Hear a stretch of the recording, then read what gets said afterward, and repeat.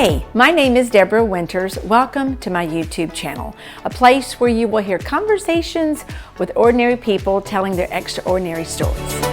Well, hey guys, welcome to my YouTube channel, Their Stories, part 2 of Abigail Fergus. Okay, so if you didn't listen to part 1 last week, she threw me a few curveballs. I just didn't know all the things that she experienced as a child and as a middle schooler, and we stopped last week when she had attempted to overdose, and she had mixed up a lot of pills, and she woke up, and she couldn't figure out why she woke up. I said she's supposed to be dead. So we're going to pick up from that point. So you woke up and you thought, I was like, well, this didn't work out. So, Lord, you must have something else. Like, you must be about to help me. There's no way I'm still alive if you ain't want me to. His mercy, he had a plan, he had a purpose for you, right? Yes, he did. So, did your friend call your mom? She said she was going to call your mom. So your mom didn't know you were taking the pills. You thought she would have missed the pills that you confiscated. No, they were mine. Oh, they were your pills? Yeah, because I had been in some car accidents. So we didn't even talk about that. Okay. No. So I had like muscle relaxants and painkillers and stuff. Wow. Okay, so you woke up. So what was next? So you're thinking, okay, God must care about me. God must be real. Yeah. And the life that I've been living, even though that's not who God is, there must be something better. So, well, I knew God was real at that point. Like, I already knew he was real, but I just couldn't tell how he was real. And so I had no real information that I could ground myself in. So it was just like trying to figure out how to live a second time. Like, I felt like, okay, the first time because clearly your home life was not how you wanted to live, and that this is not a God-filled home, right? Mm-hmm. So there must be something different, much better. Where's the truth in all this? So I still was walking in the world after that because I didn't know. You didn't know. But you were in church. Mm-hmm. So you were in... I wasn't even listening. Honestly, I didn't get it. I didn't understand it when the pastor was talking. It was just like, okay. And then... In this ear, out this ear. Yeah, and I was thinking about millions of others. All the porn that you've been watching all those years. That's exactly what I was thinking about. That's so terrible. It's true. It is and you know, that was like, so you're 21 now. So that's just been a few years ago. There are kids out there just like you, living in homes just like that they are exposed to porn and exposed to bad relationships in the home. Yeah. And you were just one out of millions of kids. And that's so heartbreaking for me as a mother of children and grandchildren to think that the kids, you are an example, but you're on the other side of that now. But anyway. So you were going to church, and there has to be when did the change occur? So the change didn't occur until I was 19. And when I was 19, I was in this terrible toxic relationship with a narcissist. And a guy? Mm-hmm. Okay. Yeah. And one thing was for sure, that when I found out my mom was gay, I prayed and I was like, Lord, I promise you I will never be gay in my life. Like, Lord, just help me to not do that. I don't know, somehow in my mind it connected that if my mom is like that, I then could you possibly would be like okay. that. And I wanted a genetic thing. Yeah, I never wanted to be like my mom at all, point blank period. So I was just like, Lord, please don't let me be a mom like my mom. Please don't let me be gay like my mom. I promise you, I will not do that. Okay. And I kept that promise to not be gay. Yes. Okay, so you were in this relationship with this narcissist, and what happened? And it kind of was just degrading me, and at one point I realized, like, this ain't what I want. So it was kind of just like, it was just like I just broke up with him, yeah. Oh, that's good. Mm-hmm. And that person didn't try to hang on? Oh, yeah, he did. But I'm very, like, determined, and once I have my head set to something, that's exactly what I'm going to do. Okay. So, then, like, my mom and I was still going through it, and because of the soul tie that me and him had created, like, I gained a lot of anger and aggression. Like, those spirits were very prominent and heavy on me because I was so open and vulnerable and exposed, and I didn't know any better than what I was doing. And so my mom, I had gotten to this point where I was very, very tired of her, just period. Like, I had a lot of hate in my heart. And so... Now, was she still physically abusing you at this point in time? It wasn't a lot, but it was more so verbally. Yeah, emotional. But, yeah, it was those ways, but there were little moments where she would just, like, throw a punch or something. But in 19 or 20, I mean... You're an adult, so you could defend yourself. Right. And my friend's sister had gotten us these little, like, things that were like keychains, but they're like jabbers, like, just in case. Okay. Just like somebody ran up on you at night, like, because we were out until like 5 o'clock in the morning sometimes. So we were always. So you were allowed just to run the streets. Oh, I wasn't allowed to. I just did it. Oh. Okay. She ain't play that. She's not going to tell me what to do. Yeah, I had reached to that. When I woke up that day, I realized, like, from the pills. My mom is not going to control me no more. Like, I had my head set on Abigail. This is your life. Abigail's going to do what Abigail want to do, and that's period. That's it. Got it. But you were still in your home, the home with her. Okay. So you broke up with the guy? Yes, I broke up with the guy. My mom was moving into her new house, leaving my grandma behind, because she just didn't like continuously living in that friction. And so as she was moving the stuff, I kind of got mad at her because it was like, why you moving my stuff? I told you when I come out of work, like, I'll move myself, like, don't touch my stuff. And so we got in like this back and forth argument. And she tried to run up on me, and I tried to stab her. As in, like, aggressive behavior? Okay. Yeah, she tried to, like, come and hit me, and I was like, no, this is not going to happen. And I had the thing on my keychain, so I was, like, about to stab her, but then I stabbed myself. So I have, like, this scar right here on my thigh. You stabbed yourself? Okay. And then she called the police on me. She did? Yes. Right then? Mm-hmm. Okay.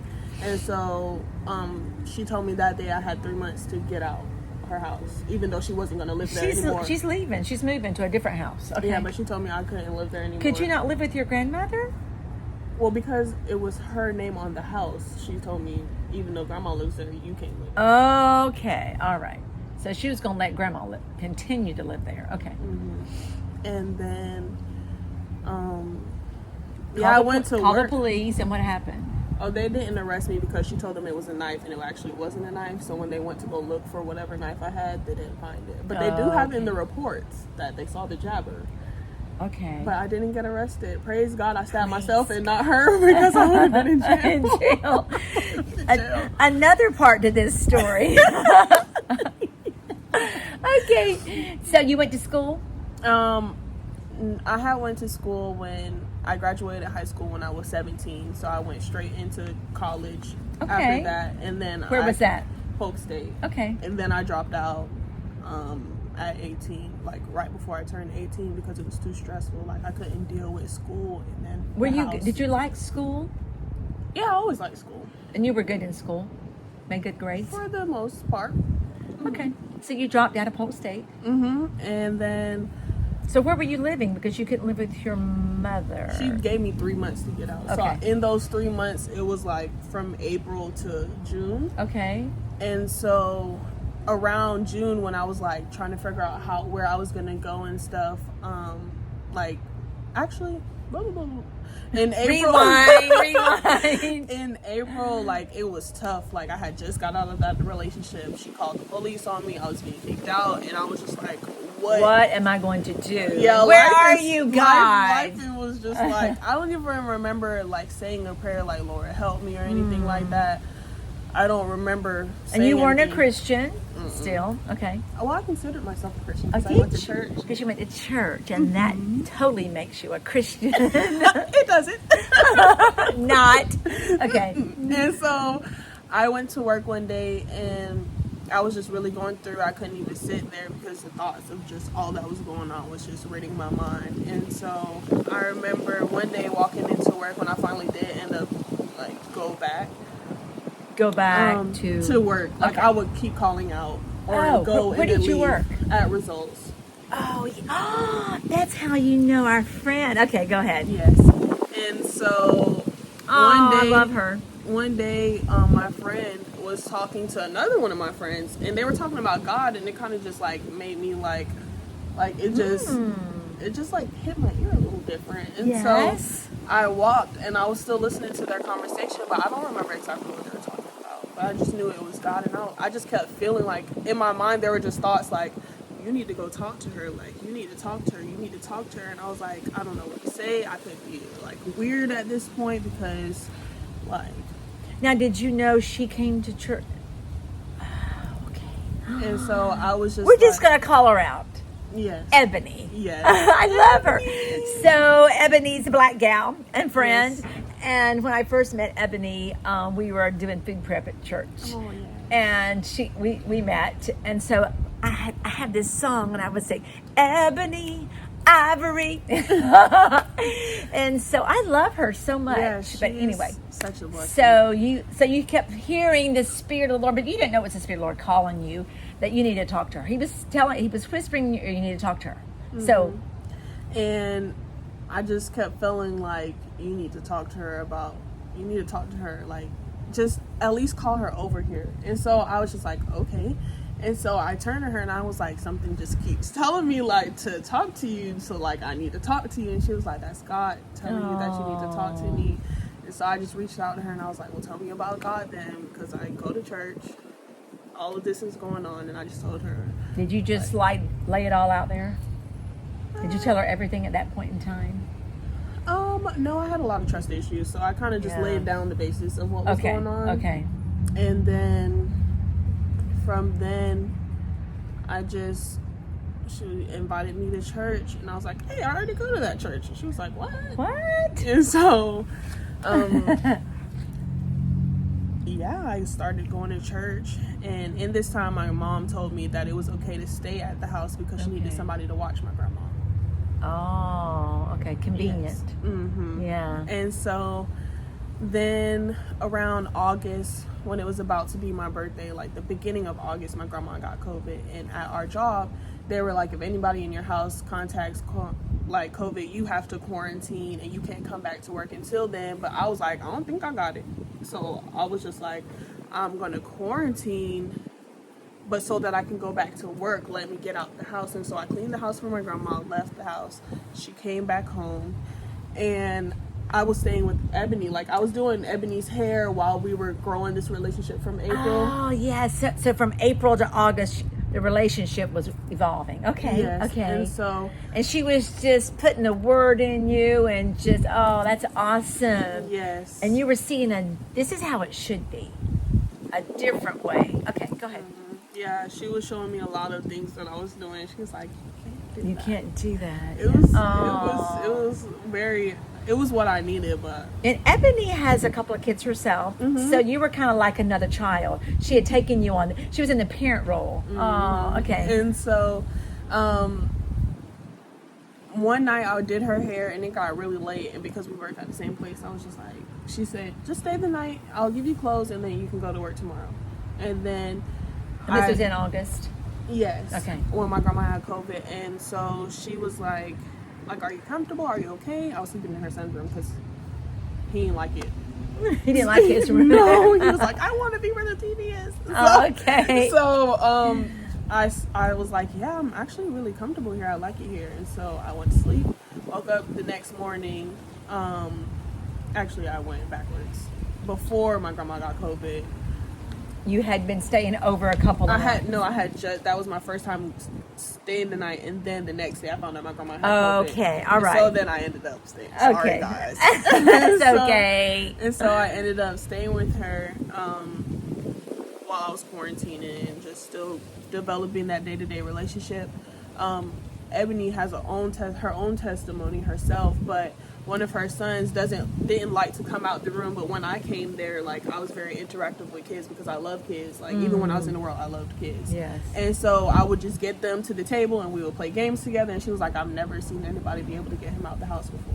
Wow. Like out the room, much more talking to you, like interacting with you. Engaged. Yes. And so we were just like playing games together. And then as my grandma got better, I just slowly started to move my stuff into her house. From grandma's house to Ebony's house. And I was telling my grandma, like, I really want to take care of you, but like, I feel like God is really like allowing me to grow here. Like, I feel loved here. I'm very comfortable at her house. And she was like, wherever the Lord is taking you, like, go there. That's wonderful. So now you were already engaged with Top Buttons, working with Top Buttons. Oh, okay. I hadn't started working there. So, but you were doing events. But your mom took you to Top Buttons, I thought you said. Yeah, but there was a gap between when I was 17 to... Okay. Okay. All right. So, carry on. So, geez, my hand is cold. But I then started living with her. Like, my mom wasn't very happy about that because she was like, I need somebody to watch your grandma. Like, what if she dies? Like, you're not there. And I was just like, I'm supposed to be here. God is calling me here because there's no coincidence in how he moves. Like, by this time, I already knew God. So I was getting to really, really know him. And from the beginning, because I had Ebony, who was such a strong believer, like, God was really using her to pour into me and like show me that. You had never had that. Well, your grandmother to some degree had done that, but I never had a woman love me properly, like how a mom should. Like a mom should, yes. And so Ebony was that mom for me. Oh, I love that. I guess I just didn't know the relationship, but that was what it was, mother-daughter. So now August. Was this August 2020 or August 2020? Okay, all right. So you've been with are you still living? Oh, sorry, I'm getting ahead of myself. Sorry. Okay, so how long did you live with Ebony? I lived with Ebony for a year. Okay. For just over a year. And so you were not going to Polk State, you were just working at Results. Okay. That's a business that's just about not even a block from the church. It's literally like across the street. Yeah, across the street from the church. So, carry on. So, what happened next? I was working, like developing a relationship with God. It was growing. January 2021 hits. And one day, like, I didn't really like my job after a while. And you didn't like your job? Okay. And one day, like, I was kind of just putting up with it because I know I needed the money. And one day, I just had quit, like, while I was at work. And so I was just like, quit. Like, yeah, like, I'll quit. And then I was like, wait, but I need money. I had bills. So I was just like telling Ebony, like, I think the Lord is telling me to quit. And she was like, before you do that, just pray. And I was like, okay. Because you were in her house. And I was contributing when I was, like, working there. Right. And so I really was just... I was spinning for like 3 days because I was just like, Lord, is this what you're trying to tell me to do? Is it doing the right thing? Is it doing the wrong thing? The money, the car. Responsibilities. I had a car because I was trying to get out the house, out of my mom's house. So when I had my car, it was like, I'm taking care of my bills. Like, what am I going to do? And so at the end of the day, like, he gave me so many confirmations that I was supposed to quit. So I just quit, like, the same day. Okay. So... what happened next? And he was kind of just like, well, if you heard God, then okay. And I guess we'll just keep on walking together. So she allowed me to stay in her house without paying anything. But then when I did come across money, I would, of course, give to her because I wanted to contribute to the household. And I was just very grateful for the love. How long was that? I didn't move out until...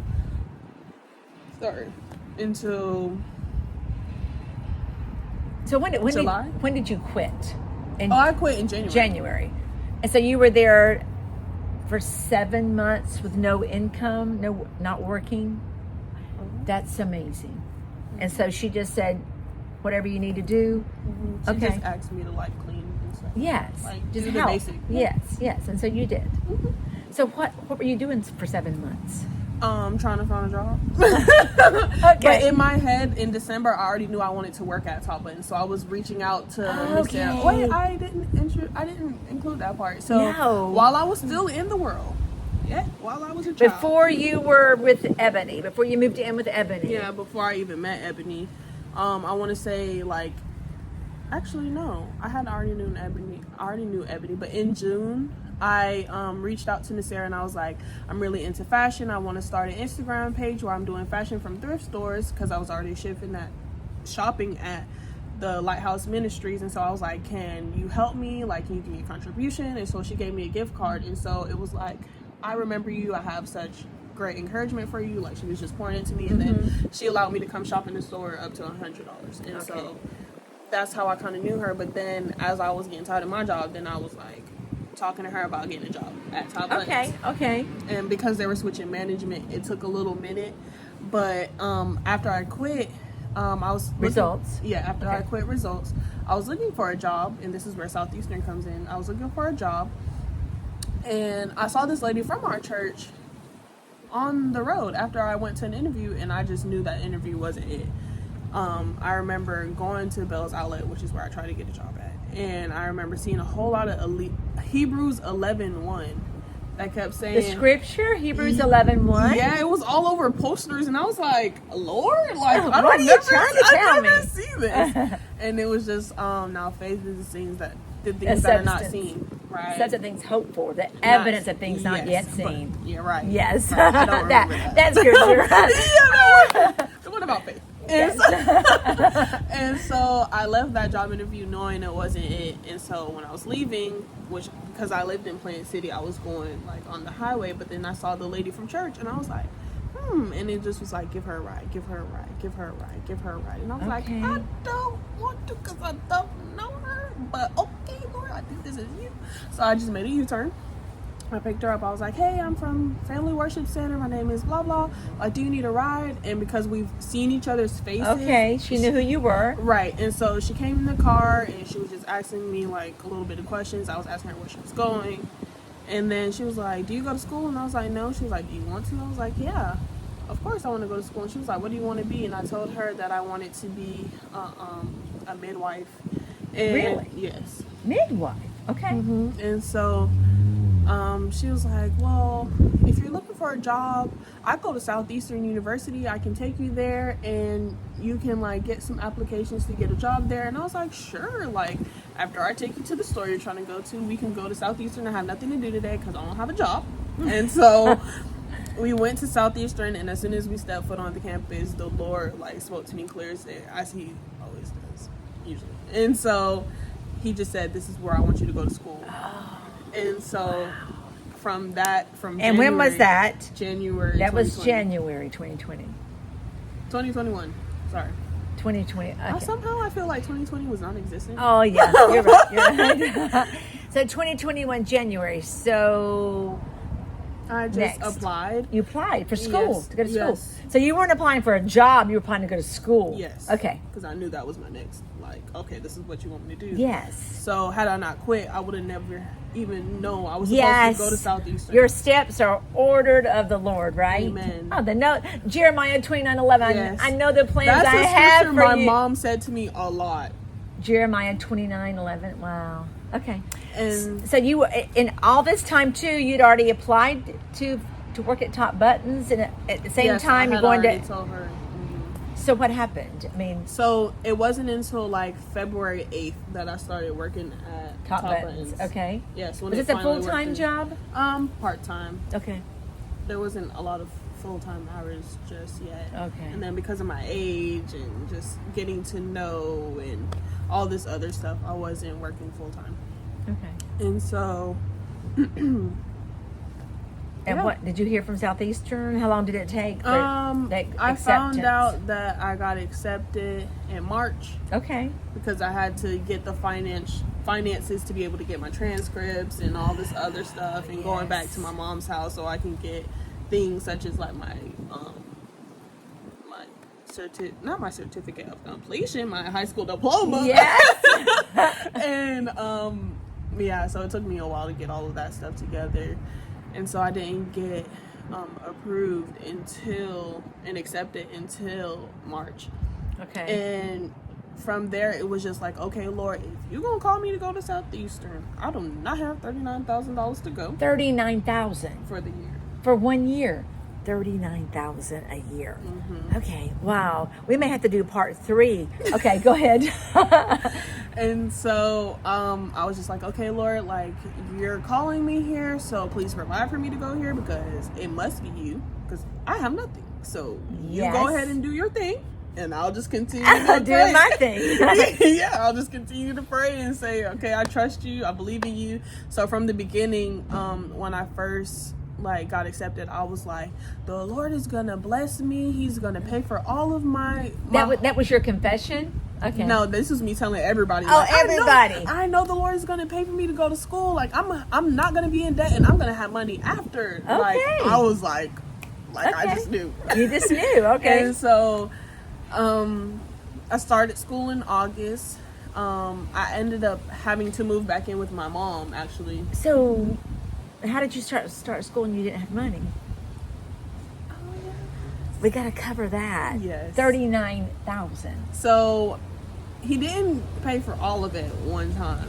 How did it come in? I mean, you don't have to say who gave it to you, but just various sources. Did you get scholarships or grants? I did get some Okay. scholarships, and then I was talking to my mom about going to school, and she was like, well, I always wanted you to go back to school, because since you were like 7, you've been saying you wanted to be something with OBGYN, midwife, ultrasound sonographer. Like, go ahead, I'll help you out. Really? Yes. Okay. Because at this point, like, I was not in contact with her, so it was like, well, whatever I can do to have you back in my life. Wow. Okay. And she wanted you in her life. Okay. And so, like, August, like, it had dwindled down School started in August, right? Mm-hmm. Okay. So were you nervous? Were you panicked? Because as it got closer to August, I was like, okay, now, Lord, like, you've already been accepted, you just need the money. School is coming up, and they don't do their tuition by year, they do it by semester. And so I was like, okay, it's $15,000 for me to go to school. And you had to have that without living on campus, and $19,000 with me living on campus. Okay. So I was like, you're gonna have to pay that, because I don't have that, Lord. And so, did you want to live on campus? Mm-hmm, Okay. I wanted to live on campus. And so, like, as it was getting closer, Ebony got sick with COVID, and she was out in the hospital for like a month and a half. Yes. And so I was just taking care of her boys, like, and her family was helping a little bit. And so no, they were helping. And so I was like taking care of them, and I was trying to like go to work at Top Buttons. I was trying to like get everything together for school. Like, it was a lot going on. Mm-hmm. And so, like, before Ebony came back, I kept feeling an impression on my heart to move back in with my mom, but I was kind of ignoring it and being disobedient, because I was like, there's no way in heaven that you are trying to tell me to go back in the house to that sinful environment. There is no way. And so as the time progressed, it was like a really strong conviction.